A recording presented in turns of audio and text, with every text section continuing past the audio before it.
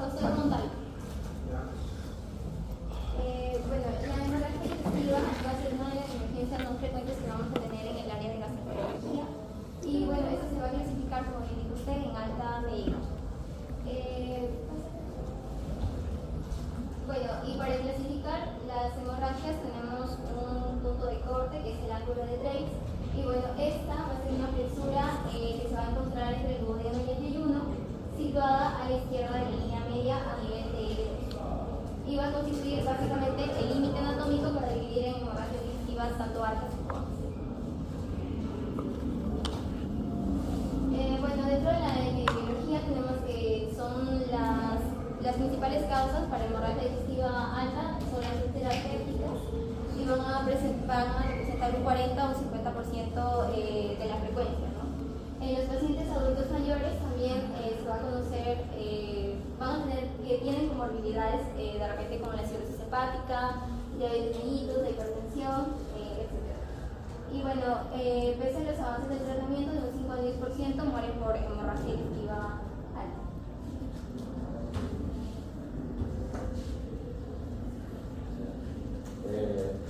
Y estos niños, bueno, acá vamos a hablar de Camino. Sí, bueno, como dijo mi compañera, vamos a ver acá para poder dividir lo que es una hemorragia digestiva alta y baja, vamos a ver un punto crítico que sería el 3, que va a marcar el límite, ¿no?, entre la hemorragia digestiva alta y una baja. Aquí las estructuras que van a comprender es el estómago y el duodeno proximal. Siguiente. Bueno, acá la fisiopatología hay que ver lo que son el equilibrio entre los factores agresivos y los factores protectores. Eso hemos visto la semana pasada en úlcera pélvica, ¿cierto? Porque eso ya obvio, ya supone que ya saben. Hay un desequilibrio entre los factores agresivos y los pasivos. Bueno, acá la fisiopatología de la hipertensión portal, vamos a ver una hemorragia digestiva alta varicial. Bueno, aquí vamos a ver un aumento de la resistencia intrahepática. Va a haber un incremento de gradiente de presión portal que da inicio a la formación de circulación colateral portosistémico. Y entonces va a seguir un desarrollo de varices esofágicas y gástricas como consecuencia del flujo colateral persistente. Va a haber algún mecanismo de ruptura de la ley de Laplace. ¿Qué dice la ley de Laplace? Que la tensión es directamente proporcional a la presión y el radio. Entonces va a haber una ruptura que ocurre por el aumento de la tensión para evitar el adelgazamiento de la pared vascular y el incremento de la presión hidrostática. Y va a suceder una gastropatía hipertensiva portal. Siguiente. Bueno, acá la clasificación endoscópica del Forres tenemos en la Forres 1A que va a haber un sangrado intercambiar de chorro. Aquí me estás hablando de la fisiopatología. Primero, la anterior fue, mira, en el caso de la hemorragia digestiva alta, la dividimos en dos, ¿cierto? Varicial y no varicial. La no varicial es obviamente la principal causa de la úlcera pélvica, pero hay otras causas, supongo que resumen la lista. Y la varicial es obviamente por hemorragia cirrótica, y esa es la fisiopatología de la hemorragia portal, de la hipertensión portal. El principio físico se da por la ley de Laplace, ¿no? La ruptura en este caso de la varice. Ahora, ¿cuánto de presión debe tener el vaso para que se rompa?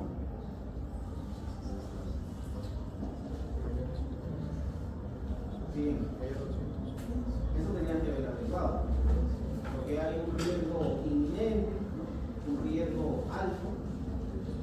A ver, el grupo. Mayor a 200. Ah.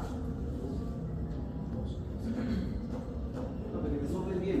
Si te van a soplar, que te soplen bien. Está mal, lo buscan. ¿Ya? ¿A partir de cuánto? De presión portal, no presión arterial, de presión portal, el riesgo de sangrado es alto. Dale. Sí, sí. Y acá la clasificación endoscópica de Forres. Esta clasificación de Forres se usa para el sangrado, ¿no?, de origen no varicial. No varicial, sí. Bueno, tenemos acá el Forres 1A, va a haber un sangrado arterial en chorro, y el riesgo de sangrado va a ser muy alto. Y el Forres 1B, sangrado en capa, es un riesgo alto. Y tenemos el Forres 2A, que va a ser un vaso visible no sangrante, que es un riesgo moderado alto. Tenemos el Forres 2B, que va a haber un coágulo adherido. Y tenemos el Forest 12, una mancha plana pigmentada, y el Forest 3 va a ser una base de úlcera limpia. Esta clasificación de Forest, como les dije, lo utilizamos para sangrados por sangrados no vaniciados, ¿no? Generalmente PEC o una úlcera PEC. Entonces, ¿para qué nos sirve el sangrado de Forest? Para ver el riesgo de sangrado y también para definir cuál va a ser el tratamiento. Lo que tú has dicho está bien, pero el tratamiento va a variar dependiendo si esta 2B, que es el pómulo adherido, después de hacer el lavado endoscópico, ves un vaso visible, se convierte en una 2A, y ahí el tratamiento sería IVPs endovenosos, ¿no? Cada 12 horas. Pero si a ese pómulo adherido, que es el Forest 2B, lavas y solo ves una mancha pigmentada nada más, se convertiría en 2C. Ahí el paciente tendría que irse con IVP vía oral, significa alto, ¿no? Pero el 2A, cuando visualizas ahí el vaso visible, lo tienes que dejar hospitalizado todavía, unos 3 días, mínimo, porque el riesgo de resangrado, mira, ¿cuánto es el riesgo de sangrado? Alto, ¿cierto? 2A. El riesgo de sangrado es 2B, moderado, y el 12 es bajo, por eso que se le da de alto, ¿ya? Entonces, el punto de corte ahí, de la disquisición, de definir a dónde va el paciente, es el 2B. Si ves un pómulo adherido, lavas, ¿no? Vía endoscópica. Si lavas, se convierte, ves un vaso visible, 2A, pues ahí el tratamiento es hospitalario, o IVPs, omeprazol cada 12 horas, o 40 cada 12, por el riesgo de resangrado. Si ves una mancha pigmentada, se va a su casa, con omeprazol.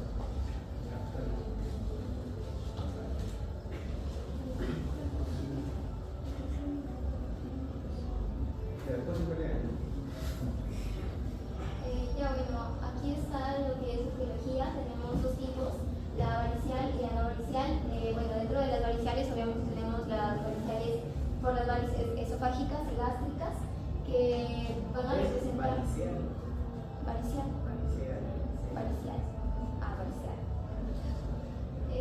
Bueno, aquí tenemos las varices esofágico-gástricas con un 15 o un 25% de frecuencia según carreras, y la úlcera péptica gastroduodenal con un 40 o 50%.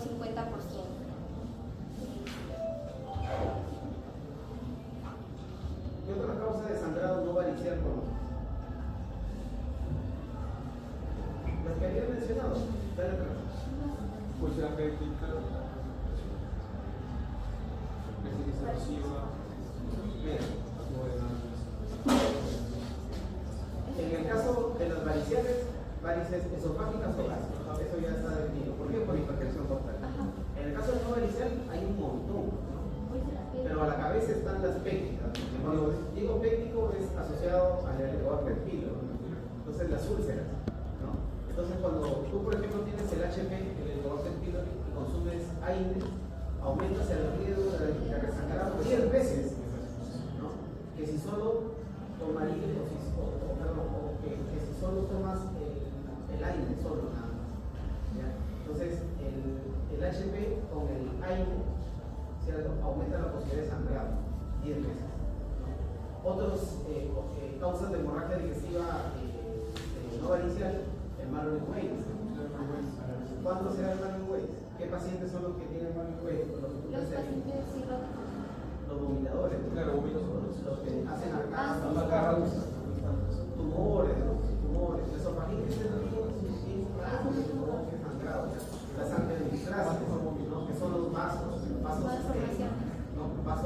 aberrantes que crecen por arriba de la mucosa, y la dimensión de la fosa, ¿no? Que son vasos pero arteriales, también defectuosos, que nacen o que son alteraciones anatómicas que de por sí están en la mucosa digestiva. Y hay otras causas también, parásitos, ¿no? En el Perú no teníamos, por ejemplo, este parásito, el anisakis. El anisakis es un parásito que vivía en las costas del Asia, en los peces de mar, pero actualmente hay en el Perú. De hecho, en el Almanzor recién hemos tenido un paciente con anisakis, con hemorragia digestiva por anisakis. Estos te perforan, hacen así parecido al ciclo de Lofer, ¿no? ¿Saben lo que es el ciclo de Lofer? parásitos que hacen, que se meten por la piel, van al pulmón, cuando bajamos sangre, o sea, hacen un circuito ahí bien bacán. Todos los funcionarios, acidostomas duodenales, carlos americanos, amolones extracolares, ¿no? Cuando hay un infecto, eso lo van a estudiar. Entonces, parecido a eso, pero solamente dan de sangre y perforan el estómago. Eso es un vacilón, como decimos, de ese parásito. Y eso está en los peces de mar, o sea, ese bichito que a veces comemos, podría estar ahí cuando sea. Pero es que hay que tener cuidado que donde uno come.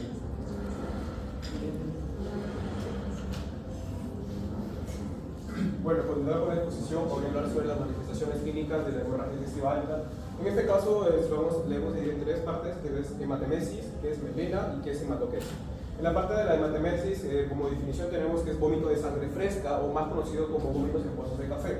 En este caso, fisiopatológicamente hablando, indica una hemorragia activa o reciente próximo al ligamento de Treis, que ya fue mencionado. En este caso es un alto valor clínico, ya que es predictivo a severidad hemodinámica. Eso depende si el paciente está hemodinámicamente estable, pues, ¿no? En la melena, como vemos acá un ejemplo de melena, cuando son heces negras, heces que son malolientes, fétidas y alquitranadas. En la parte fisiopatológica requiere lo que es una degradación de hemoglobina por bacterias intestinales que es un tránsito de mayor a 14 horas. El valor clínico, ese es un fuerte valor, ya que es orientador de origen alto en lo que es para una manifestación clínica de hemorragia ¿Qué digestiva. volumen de sangre es necesario para que se dé el mínimo de volumen de sangre necesario para que el paciente tenga melena? La sangre de sangre es lo mismo que se necesita para que haya melena. Luego tenemos lo que es la hematoquesia, que es sangre roja brillante por el recto, y fisiopatológicamente hablando generalmente es baja, pero lo que es hemorragia digestiva alta es indica una hemorragia masiva con tránsito muy acelerado. El valor clínico... Cuando hay hematoquesia, ¿no? Mira, la hematoquesia puede ser con paciente estable o con paciente inestable. Si es la hematoquesia, primero, ¿qué es la hematoquesia? Es las heces con vasos de sangre. Entonces, si el paciente está estable, lo más probable es que esta hematoquesia sea de intestino medio. Ahora, si esta hematoquesia va a un paciente hemodinámicamente inestable, esto es por ahí, por una hemorragia digestiva alta de tránsito acelerado, como se llama. Hay que tener esa cuenta. lo que es el tratamiento de estabilización. Antes que siga, cuando hay un cuadro de hemorragia en general, ¿cuál es el primer valor clínico que se altera? Hemodinámico. La presión, pulso, saturación, ¿cuál? La saturación y la vía aérea. Esa es el pulso. El pulso es el primero. El paciente consagrado empieza con taquicardia y la presión se mantiene estable, ¿no? Por mecanismo compensador, la taquicardia hace que la presión no baje. Pero va a llegar un momento en que la compensación, ese mecanismo compensador, no va a ser suficiente por la pérdida de volumen, ¿cierto? Entonces ahí ya empieza a bajar la presión y la frecuencia empieza a bajar. Si no le metes sangre, no lo estabiliza, todo baja y adiós. Ya. Siguiendo el tratamiento de estabilización inicial de la hemorragia digestiva alta, en este caso vamos a hablar lo que es 4 parámetros, específicamente la evaluación ABC, que es asegurar la vía aérea, intubación si hay hematemesis masiva o encefalopatías por motorizar parte vital. En este caso, por lo que viene investigando, es que cada signo que es ABC tiene lo que es un pequeño concepto.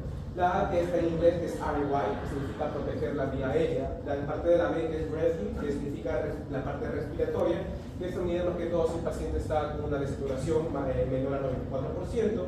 Y la parte C, que es la circulación. ¿Y qué es la circulación? Si hay 2 vías venosas gruesas, entre 14 y 16 gramos, o una cristaloides, o también puede ser un monitoreo hemodinámico, como se acaba de presentar. Ojo que la sangre se repone con sangre. Ajá. La mejor forma de estabilizar a un paciente, si viene por pérdida de sangre, es restituir la sangre. Okay. En la parte de IY significa que vamos a hablar si es que el paciente, para proteger la vía aérea, si es necesario intubar, tenemos que ver lo que es la hematemesis masiva, que lo acabo de mencionar, y también lo que es si es que hay un Glasgow bajo y un riesgo de aspiración. El otro que es el soporte, como acabo de mencionar, que el paciente está desaturando menor del 24%, hay una oxigenoterapia para mantener una perfusión de órganos, hay un acceso venoso periférico de grueso calibre entre 14 y 16. Luego tenemos el valor de volúmenes. En el parte de los volúmenes que acabo de mencionar, que son cristaloides isotónicos, hay el trato fisiológico y el bolo según la respuesta del paciente. En este caso, también como es una hemorragia, obviamente sabemos que este paciente está desangrándose. Va a ver si es que la hemoglobina está menor a 7 gramos por decilitro, es necesario de transfusión, ¿no? Transfundir. Pero en este caso, si hay algunos casos hipotéticos que el paciente varía entre 7 a 8, que es un gramo de decilitro, si es un paciente cardiópata, por ejemplo, como en ancianos también, una cardiopatía, pues, ¿no? También se da lo que es transfusión cuando las plaquetas están menor a 50.000 y también sería un sangrado óseo, ¿no? Sangrado. Luego, espérate, fue todo. Luego, en el parte de tratamiento, acá sí varía, como el doctor ha mencionado, tenemos hemorragia no varicial, tenemos hemorragia varicial. Y también tenemos que son preventivos también, por ejemplo, que ahí se usa lo que es... Vas a hablar del tratamiento y del diagnóstico y todo eso. Los scores que me has hablado. Ah, no, sí, lo voy a hablar al final. Primero. Sí. Está ordenado. Ok. Sí, el tratamiento. Tengo que dejar por más ya. En la hemorragia no varicial tenemos, por ejemplo, lo que es inhibidores de la bomba de protones, que acá tenemos el más característico, que es el pantoprazol y el esomeprazol. Más que todo se le da 80 miligramos endovenoso en bolo, seguido de una infusión que continúa entre 8 miligramos por cada 72 horas. El que se utiliza es en realidad, acá no hay endovenoso, esomeprazol, pantoprazol no tenemos. Tenemos el omeprazol, se da 40 cada 12 o 80 cada 12, 8 por hora. Es lo que priorizan acá. Pero eso no tenemos, pero más o menos es lo que se utiliza. ¿No? ¿Por qué utilizas IMPs en la hemorragia digestiva no varicial? Por lo que no hay, no hay como que sangrado más que todo, o sea, Claro, que es más intenso. El sangrado puede inactivar los factores de coagulación. Entonces, le das IMP solamente para evitar que se inactive por la acidez que surge un efecto de anticoagulante. Ya sigue. En la parte de la hemorragia varicial son fármacos vasoactivos, como tenemos lo que es la penicilina y el uso de octreótido, que se da en bolo cada 50 microgramos en una infusión. Análogos de somatostatina en la hemorragia varicial. ¿Cómo dice? Los análogos de somatostatina son, bueno, es el octreótido. ¿Por qué le das? Para poder evitar sangrado. De la vasopresina es la termipresina. De la somatostatina es el octreótido. ¿Por qué le das la termipresina? Para poder evitar riesgos de resangrados, porque es más riesgo policial. Sí, en realidad sí, pero eso sería la causa final. Pero ellos te disminuyen la presión portal. Tú sabes que el sangrado varicial viene realmente por hipertensión portal. Y mientras más presión portal tenga, más sangrado va a tener. Entonces la idea es meterle esos análogos para bajar la presión, ¿no? Y te ayuda a hacer un sostenimiento también sin mucho sangre, sin mucho sangrado. Y más que todo para prevenir o más que todo que se llama profiláctico, vamos a ver lo que es un antibiótico, que es antibiótico terapia profiláctica, que es la ceftriaxona, un gramo de endovenoso, o norfloxacino, que es una oral, y reduce significativamente la mortalidad. No, en la hemorragia varicial se da tratamiento profiláctico, antibiótico profiláctico, porque el sangrado que tiene, en este caso el cirrótico, que es una hemorragia varicial, el sangrado que tiene el cirrótico puede surtir un efecto parecido con un caldo de cultivo para las bacterias. Entonces las bacterias, o sea, el paciente sangra, ¿cierto? Esa sangre es tragada y a nivel del colon, las bacterias colónicas utilizan ese sangrado como alimento, ¿no? Y esas bacterias producen amoníaco posteriormente. Entonces el riesgo de cefalopatía en el paciente cirrótico, si es que no recibe antibiótico profiláctico, es alto para la cefalopatía hepática. ¿Ya? Igual se le pone lactulosa, ¿cierto? Para que el paciente defeque y no quede esos restos hematínicos en el colon, puedan provocar este tipo de complicación después de un sangrado digestivo. La idea es que el paciente, después de un sangrado digestivo o en general un cirrótico, evacúe de 2 a 3 veces por día para evitar justamente el acúmulo de amoníaco. Antes, por ejemplo, recientemente, hace 5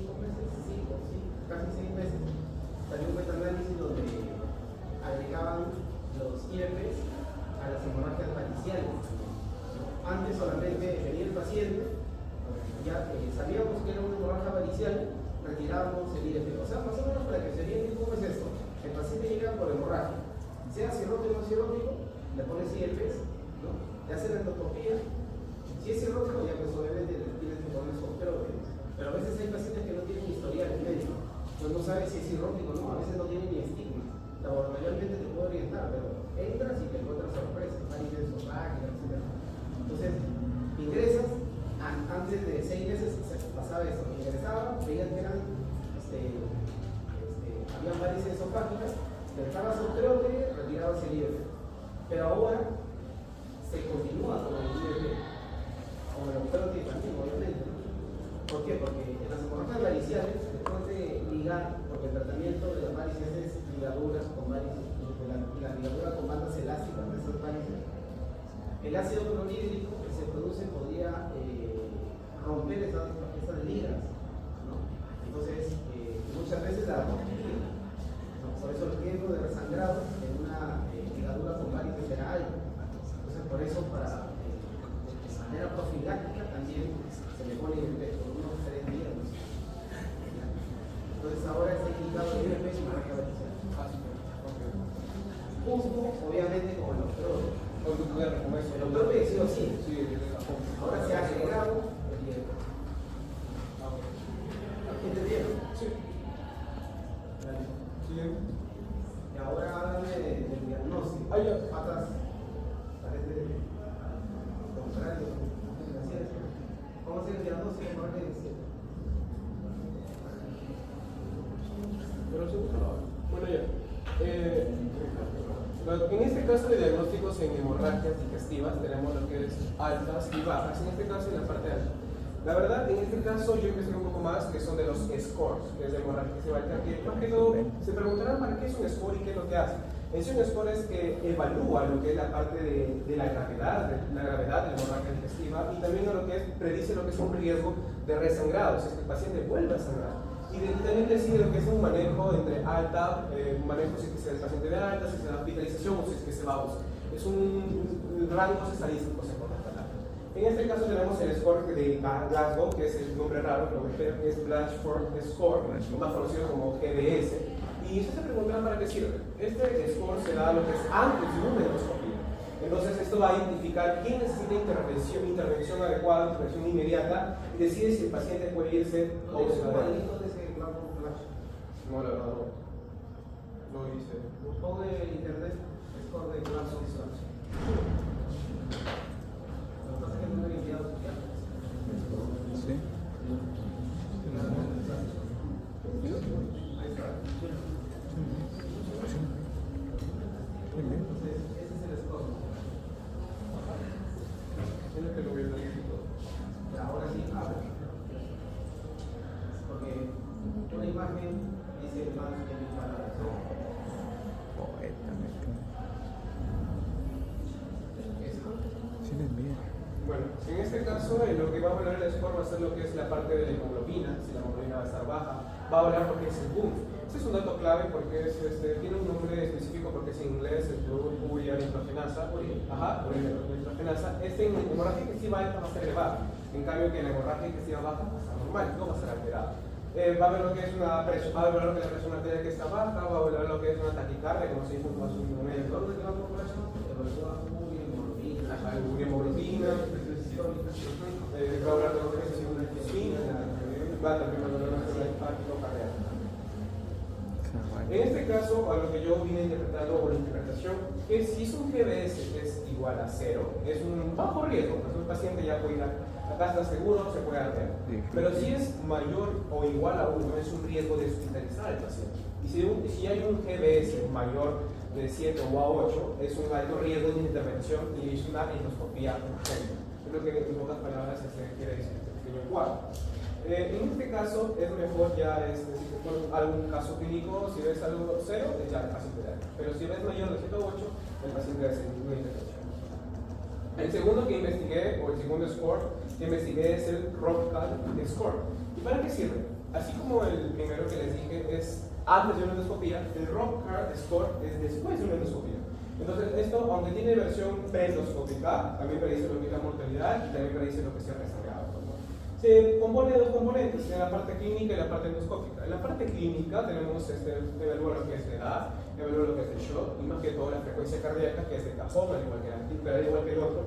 Y las comorbilidades son que según lo que ven pacientes cardiópatas, se evalúa lo que es una cardiopatía, una falla renal. En la parte endoscópica es un diagnóstico de úlcera péptica o un cáncer, que es un peor pronóstico que te puede dar este score, y signos de sangrado recientes como por ejemplo un vaso visible, te puede dar un coágulo adherido y también te puede dar un sangrado químico.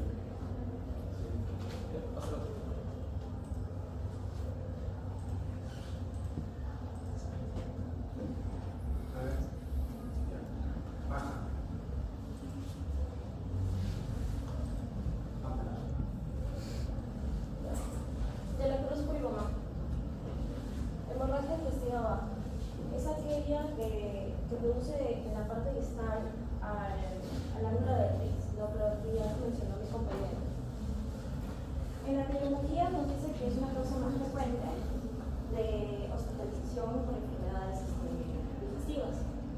En el año 2018 causó más de 231.000 consultas de emergencias y 113.000 hospitalizaciones en Estados Unidos. Ahora, actualmente su incidencia está aumentando y en algunos países ya supera a la hemorragia digestiva alta. Acá hay un punto importante que es más frecuente en adultos mayores a partir de 60-70 años. En factores de riesgo tenemos la edad avanzada, como ya lo mencioné, uso de aspirina, uso de fármacos como los AINES, aspirina, clopidogrel y otros antibióticos. Bien, etiología. En el principal tenemos la hemorragia cerebrovascular, de la causa más frecuente, las principales. Representa aproximadamente entre 26 y 64%. La causa más frecuente es hemorragias. En los gringos sí es hemorragia cerebrovascular. ¿Por qué? Porque ellos son como o hay más obesidad. Y una de las causas de la celulitis o de la tuberculosis es obesidad. La que nosotros son las hemorroides. Eso seguro lo acabo de libros, ¿cierto? Lo que pasa es que los libros son editorial extranjera, gringa, generalmente. Entonces, nosotros no tenemos libros peruanos. O sea, hay libros, pero sería un libro de gastro peruano. Y ahí te dice, hemorragia baja, primero, rollo. Más del 50%, 55% de la causa. ¿Levantaste la mano? Sí, lo que pasa es que como yo había investigado, sí, yo había ¿Sí, la mano? sí, iba a preguntar. O sea, yo había investigado doctor, que las ¿Quieres ir al baño? Sí. ¿Quieres ir al baño? ¿Quieres ir al baño?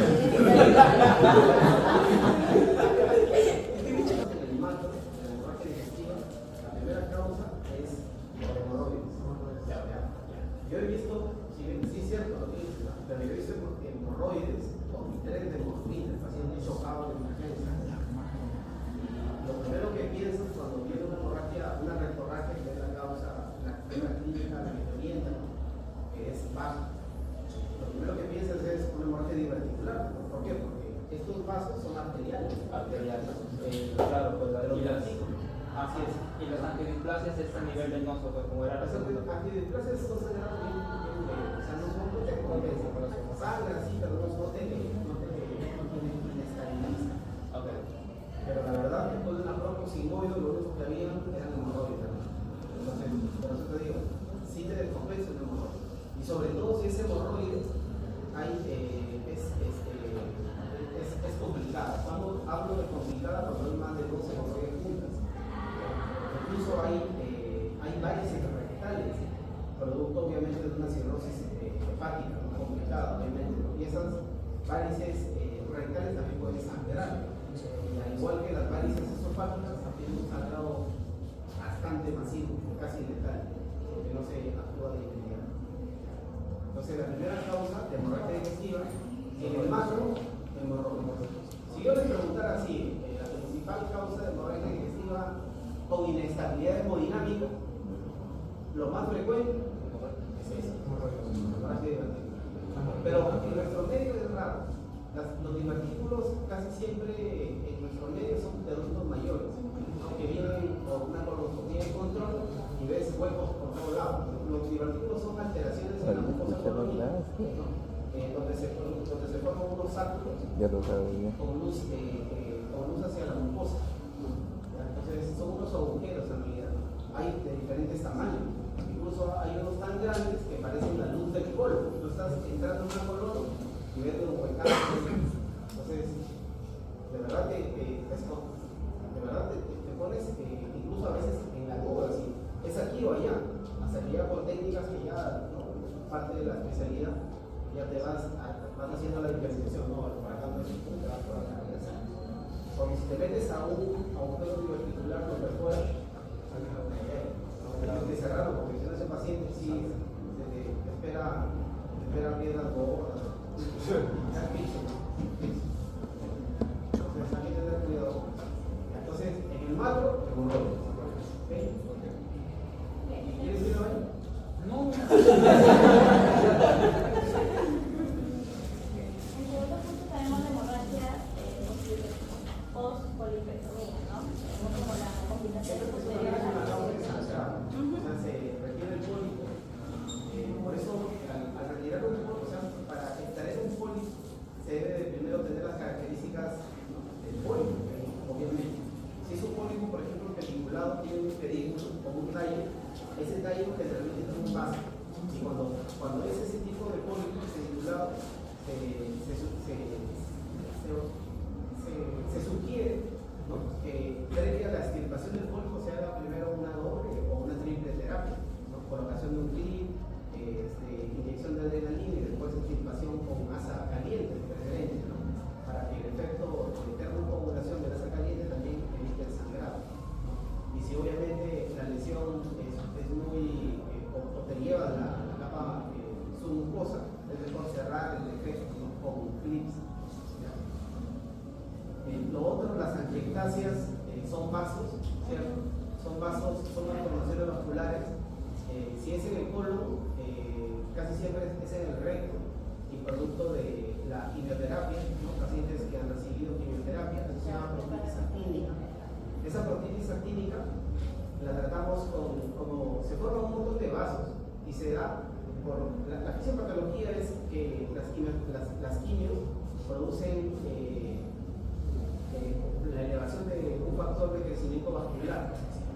SP, ¿no?, el factor de crecimiento vascular hace que se formen nuevos vasos, ¿no? Y entonces los vasos se forman en la luz del recto casi siempre.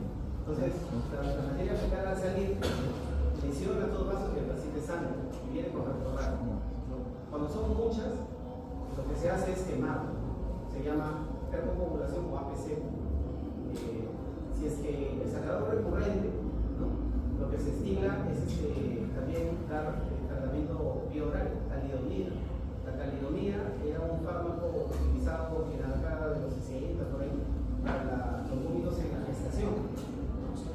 Hasta que empezaron a salir niños con amelias. ¿Pero qué es amelias? Sin brazos, con los manitos. Entonces era un fármaco teratógeno, pero en ese tiempo no sabía y se retiró del mercado. Se utilizaban solo para determinadas cosas, ¿no?, hasta que se le encontró utilidad en gastro, ¿no? Justamente inhibe el factor de crecimiento vascular, la talidomida. 50-100 miligramos por día, diariamente también disminuye el sangrado o disminuye las angiectasias.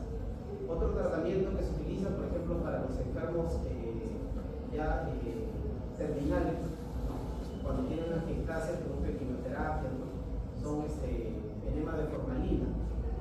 La formalina es el formol, ¿no?, el formol es el 40%. Los enemas de formalina es el formol pero diluido, 4%. ¿No? Con agua destilada se abre el formol, 4-10 se diluye y esos enemas se colocan vía transrectal.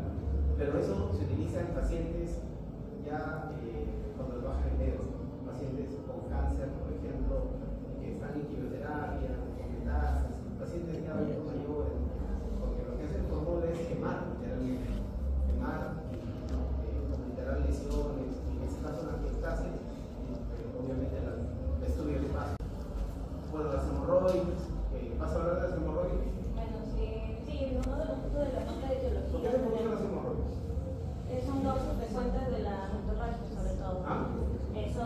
causas frecuentes de la rectorragia. Claro, Y habitualmente producen sangrado. ¿Cuál es la causa? Siempre hay una causa. Se produce cuando hay aumento en la presión, eso debilita Ya, lo que se tiene. entiendo. Pero ¿cuál es la causa principal? La constipación, el estreñimiento. Ya. Hay otras causas. ¿Cuál es? Cualquiera que sea que te aumente la presión a nivel de la cavidad abdominal. Por ejemplo, levantar peso, manejar motos, todo eso. De hecho, nosotros estamos mal acostumbrados en hábitos. De hecho, el defecar es uno de los hábitos que lo hacemos mal. Con internet, posición para defecar. Ahí es con las piernas por arriba. De hecho, deberíamos pasar de Y el cuello. pero cierto no es para Eso eso. está juntado. Con Cuando bronquitis. vamos al campo, dice caballero, Efectivamente. esa es la mejor posición, la posición de verde, ¿cierto? Así es. ¿Por qué? Porque el ángulo rectal se agudiza a 35 grados y eso hace que las heces salgan más presión. Por diferencia de cuando estamos sentados en la casa, ¿cierto? 90, hay más presión. También el tiempo de defecación. El tiempo de defecación debería de ser menor de 10 minutos, ¿no? Nosotros estamos acostumbrados a sentarnos ahí horas tras horas, ¿no? Entonces, la verdad es que cuando damos cuenta pasó 3 horas. Desayunan, cuando lo llevan al almuerzo se van a usar el pipaje. 3, 4 horas al almuerzo. Eso aumenta también la presión. Entonces, también limpiarse también es un hábito alterado. Hay algunas personas que se limpian 1, 2, 3, 4, quieren dejar el anuncio limpio. Lo único que están haciendo ahí es irritar el conducto anal. En el conducto anal tenemos unas estructuras llamadas papilas, ¿cierto? Esas papilas se pueden inflamar y de hecho también sangran. ¿Ya? Entonces el paciente viene con rectorragia, no rectorragia abundante, pero sí te dice, cada vez que me limpio, el papel sale con sangre. Y sí, le toma foto y sí, evidentemente, eso es un sangrado, eso es una rectorragia, leve, pero es una rectorragia. Entonces le hacen la proctoscopía y no ves hemorroides, pero sí ves papilas hipertrofiadas, ¿no? ¿Producto de qué? De la avidez que tiene en limpiarse. Entonces, de hecho, deberíamos utilizar el bidet para limpiarnos, ¿no? Después de la defecación. ¿Saben lo que es el bidet? Los baños algunos baños tienen una manguerita, ¿cierto? Esa manguerita tiene un cañito y eso se limpia. Eso lo utilizan en Turquía, por ejemplo. Los turcos no se limpian con papel. Eso es un insulto hacia su Dios. El agarrarse de los dedos. ¿Sabían o no? Entonces, en esos baños hay evidencia. Ya saben, no busquen papel porque no van a encontrar.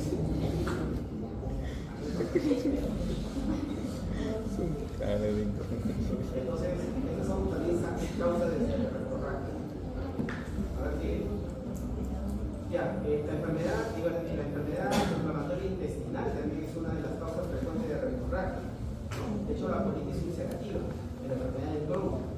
Esa enfermedad inflamatoria intestinal se asocia mucho al consumo o a la ingesta de microplásticos. Actualmente la enfermedad inflamatoria intestinal está en un reciente ascenso, ¿no? Y uno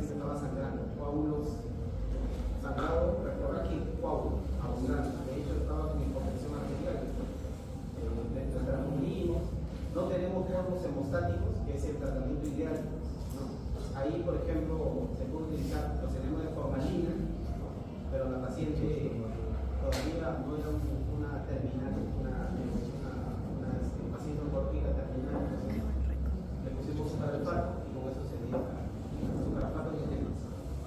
10-40, la solución, 10 de sucral y 40 de agua destilada. Con eso se dio afortunadamente. Sí, gracias. Pero tenemos también referencia a una fármaco, ¿no? Eso también han tocado el grupo anterior. Mira, para que un fármaco, sobre todo la aspirina, te provoque una hemorragia baja y bien rara. ¿Dónde se absorbe la aspirina? ¿En qué parte del tubo digestivo? En el duodeno, ¿cierto? Entonces, que llegue hasta abajo es bien, yo diría hasta imposible. Son casos, pero, o sea, responderá raro. O sea, eso no te va a provocar un sangrado digestivo, ni los años ni la aspirina. Entonces, bueno, los anticoagulantes, sí, pero si estás con un tratamiento anticoagulante, obviamente al momento de defecar te va a lesionar las paredes, vas a sangrar, pero obviamente que sí. El resto también.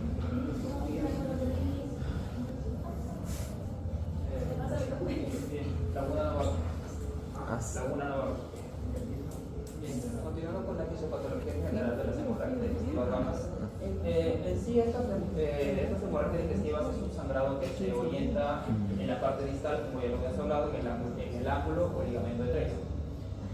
Bien, esta hemorragia digestiva se va a producir más que todo cuando hay una alteración en la integridad de los vasos sanguíneos, ya sea en la mucosa o en la mucosa del ilion o alteración también en los vasos sanguíneos, ya que esto va a producir una sensibilidad y va a producir lo que es un sangrado. En este caso, por ejemplo, una rotura de los vasos sanguíneos, que nos dice que es una represión de desgarros arteriales o venosos que nos permite la salida de sangre a la luz intestinal. Como en este caso, bueno, supuestamente la primera causa, que son las enfermedades diverticulares o también los hemorroides, ¿no? Que van a producir sangrados, y eso es lo que va a ocasionar. También en este caso la inflamación de la mucosa, como dice la mucosa, es la capa interna, pues, ¿no? del intestino, y esto cuando sufre una inflamación, esto va a producir una sensibilidad y va a ser mucho más fácil a que te conlleve a un mayor sangrado, pues, ¿no? Por ejemplo, las isquemias, que es la disminución del flujo sanguíneo, y lo que te va a producir sangrado, te va a producir daños en la mucosa, suceración y sangrado. Y la fragilidad La isquemia, ¿qué te va a producir a nivel del colon? Bueno, cuando hay una isquemia, que es disminución del flujo sanguíneo, esto te va a conllevar a lo que sí, primero empieza por una hipoxia, pero después te va a conllevar a lo que es una alteración en la mucosa, te va a dar una inflamación, una necrosis. ¿Cuáles son los puntos más susceptibles ante una isquemia en el colon? Son dos puntos. Disminución del flujo sanguíneo y Uno es el punto de sube y el otro límite. Estos dos puntos son irrigados por la arcada del pulmón. ¿Dónde empieza la arcada del pulmón? ¿No has leído eso? Si me quieres saber de isquemia, tienes que saber eso. Vean arcada del pulmón. ¿Dónde empieza? ¿Qué parte del colon termina? Porque cuando hay una isquemia, esa arcada disminuye su flujo sanguíneo y justamente esos ángulos, el sudex y el límite, que son los lados, o sea, los ángulos, ¿ya? El ángulo hepático y el ángulo esplénico, se quedan sin irrigación. Y ahí es donde se produce la isquemia y la necrosis. Y el paciente, después de haber tenido un choque hipovolémico, a los días empieza con dolor abdominal, distensión, híbrido. ¿Y por qué? El estómago no sale nada. Entra cirugía porque está seca, tiene isquemia. Luego cuando tienes, sacan todo el solo transverso. Entonces, por eso tienes que saber eso. Entonces hay que tener cuidado con ese isquemia. ¿Qué más? Fragilidad de los vasos sanguíneos. Esto más que todo no es ya sea por una rotura de un vaso, en este caso por un trauma, en este caso va a haber una alteración. Y los más frecuentes son las enfermedades angiodisplasia, ya que esto es una alteración en sí lo que son los vasos vasculares, ¿no? Y la división tumorales, que son las neoplasias que erosionan los vasos sanguíneos adyacentes y ocasionan, pues, lo que es un sangrado y un aumento de la presión venosa portal, como ya había explicado. ¿Sí? Y bueno, estas son algunas fisiopatologías que van a conllevar a esas enfermedades de Eso la causa más fuertes del nervio. Sí, las hemorroides, bueno, en este caso las hemorroides fue la primera causa. Y entonces, doctor, una pregunta. Si en este caso las hemorroides fueron la primera causa, ¿las enfermedades diverticulares pasarían como la segunda causa? En nuestro medio, la principal es la hemorroide. La segunda, actualmente, la proctitis. Después, el tema mucho mejor. Siguientes. Una de las principales causas es la obesidad, ¿no? Pero no solamente la obesidad, la constipación, todo eso. O sea, no necesariamente un paciente obeso tiene divertículos. Yo he visto gorditos que no tienen divertículos, y flacos que tienen divertículos por todos lados. Por ejemplo, pero dentro de la etiología, los factores de riesgo es la obesidad. Y bueno, las colitis isquémicas que se producen. Eso ya lo dijimos. Sí. Y hipertensión portal. La hipertensión portal, ¿cómo te puede provocar hemorragia baja? Por aumento de la presión en las Sí. laterales. ¿Por qué? No sé, Ya te lo dije anteriormente. Así como hay varices esofágicas, puede haber varices rectales, que se llama varices rectales, formación de varices rectales. Y siempre La neoplasia, ¿no? Los cánceres sangran, de hecho sangran. Hay un tipo de lesión preneoplásica que no sangra, ¿no? Las lesiones preneoplásicas son los adenomas, ¿ya? Los adenomas pueden ser de varias estirpes, pueden tener alto o bajo grado de metaplasia, ¿no? Pero los adenomas son lesiones preneoplásicas, ¿ya? Pero hay un tipo de lesiones que también son preneoplásicas, incluso son más riesgosas que los mismos adenomas, las lesiones aserradas, ¿no? Todos los pólipos sangran, pueden sangrar. De hecho, hay un examen, ¿no? El TBNO, que se utiliza para detectar sangre oculta, ¿no? Que determina si sale un TBNO positivo, significa que está sangrando, ¿no? Del colon. Entonces se le tiene que hacer una colonoscopía. Pero hay dos tipos de TBNO. El TBNO inmunológico y el TBNO bioquímico. El que generalmente ese es el bioquímico. Ese sale positivo por respirar nada más. El TBNO inmunológico detecta hemoglobina humana. Ese sí, si sale positivo está sangrando. Eso es lo que se utiliza, por ejemplo, en España. En España no les gusta que les hagan colonoscopía. Les gusta, por ejemplo. Sí, porque no es explicación, porque en España sí se utiliza el FIT-test, este TBNO inmunológico se llama FIT-test.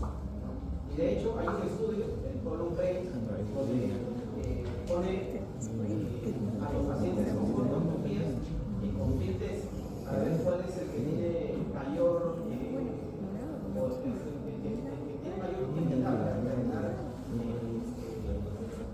para diagnosticar cáncer colorectal. Y los dos están iguales, tienen un OR bien parecido, ¿ya? Entonces los dos son efectivos. La diferencia es que el FIT-test no te detecta los pólipos aserrados, que son los que no sangran, ¿no? Entonces cuando ese pólipo aserrado crece, se hace un cangrejo y empieza a sangrar, entras y te hacen la biopsia, hacemos la columna, le hacemos la biopsia, viene el estudio patológico, te dice sí, es un adenoma tubular, ¿no? O es un adenocarcinoma de colon, etcétera, etcétera, y por ahí hay células que han anticipado el cáncer, o sea, células aserradas. Entonces, el detalle es que el FIT-test no te detecta ese tipo de pólipos. Por eso que acá no se utiliza, o no deberíamos utilizarlo, porque estas lesiones aserradas son muy frecuentes en los colegas. De hecho, son las lesiones que más se detectan en una colonoscopía, aparte de los pólipos hiperplásicos, porque a veces no se ven, ¿no? Porque como son planos, ¿no? Y a veces por la rapidez o porque el colon está mal preparado, no lo visualizas. De hecho, hay un término, cáncer de colon de interno, ¿no? Es cuando normalmente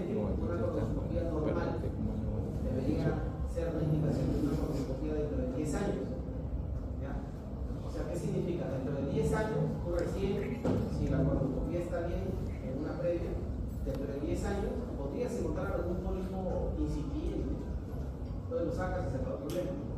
Pero le haces una endoscopía a los 10 años y encuentras un cáncer.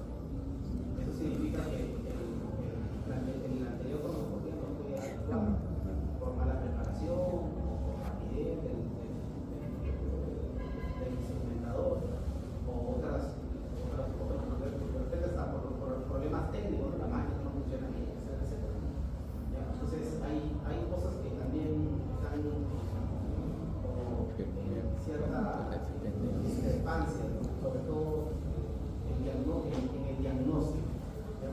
En nuestro medio es la colonoscopia, el diagnóstico es colonoscopia.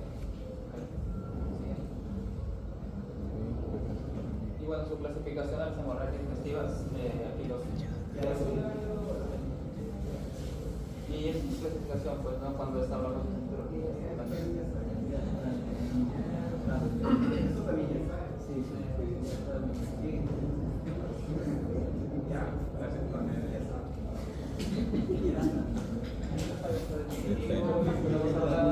El tratamiento va a depender de la causa.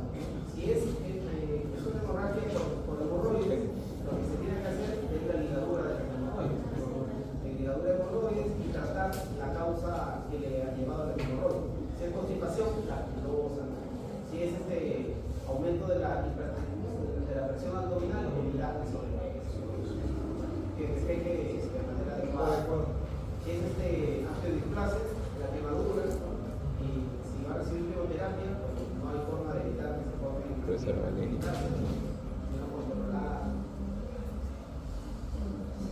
cuando es un sangrado por policrectomía, o sea, a veces retiramos un pólipo y el sangrado puede haber necesidad, o sea, si haces una policrectomía, mejor utilizar todo de terapia.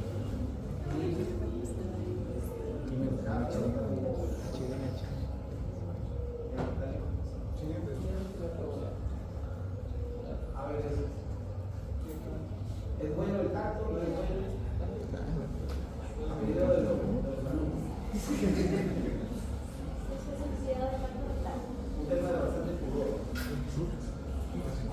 Cuando un paciente me dice, doctor, ¿me va a hacer tacto? No, sí, me dijo. Hay que... En realidad uno le hace tacto, ¿sabes por qué? Porque para hacer la colonoscopia, como el protocolo de ADC, le va a doler. Se van a tomar más que para ver si hay... Porque la verdad es que una enseguida no hay, ¿cierto? Entonces, sí, doctor, sí. Sí, una vez, hicieron tan fuerte que no sé si tomarlo, bueno, en gusto psicológico.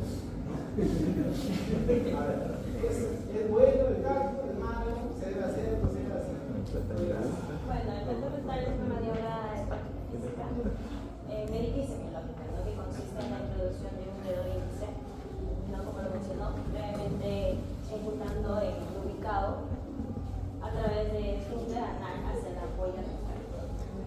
Evalúo estructuras localizadas hasta de a 7 a 10 centímetros de margen anal. Bien, tenemos 3 puntos acá que reúnen otros global, hemorragia digestiva y hemorragia digestiva baja.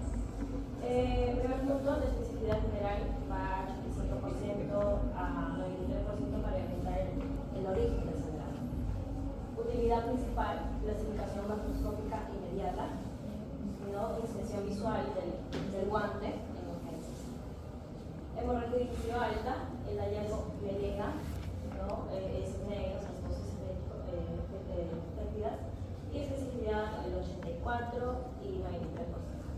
En falsos positivos, bajan la especificidad, ¿no? Ingesta de hierro oral. La especificidad es bien baja. ¿De dónde sacamos esa especificidad?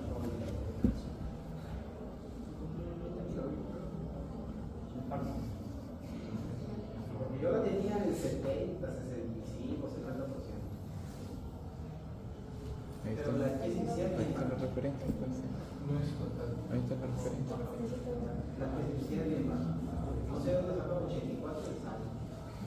Pero es baja. En realidad, el tacto rectal tiene una baja especificidad.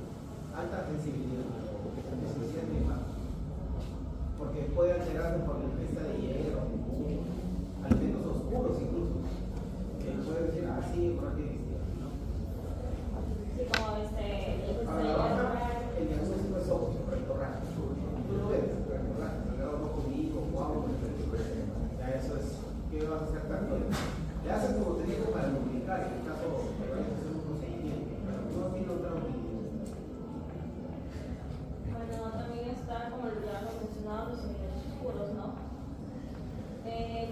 hemorragia digestiva baja, el anterior de hematoquesia o returbaje, ¿no? O sea, de Incluso, mira, lo que dice Otran, hasta el 15% de los sangrados por el resto son por hemorragias digestivas de tránsito acelerado o rápido. Eso hay que tener cuidado. Esos sangrados de tránsito rápido, generalmente el paciente se ha descompensado. Y tiene como hemoglobina muy baja por la hemorragia pasiva. Eso es todo. Gracias.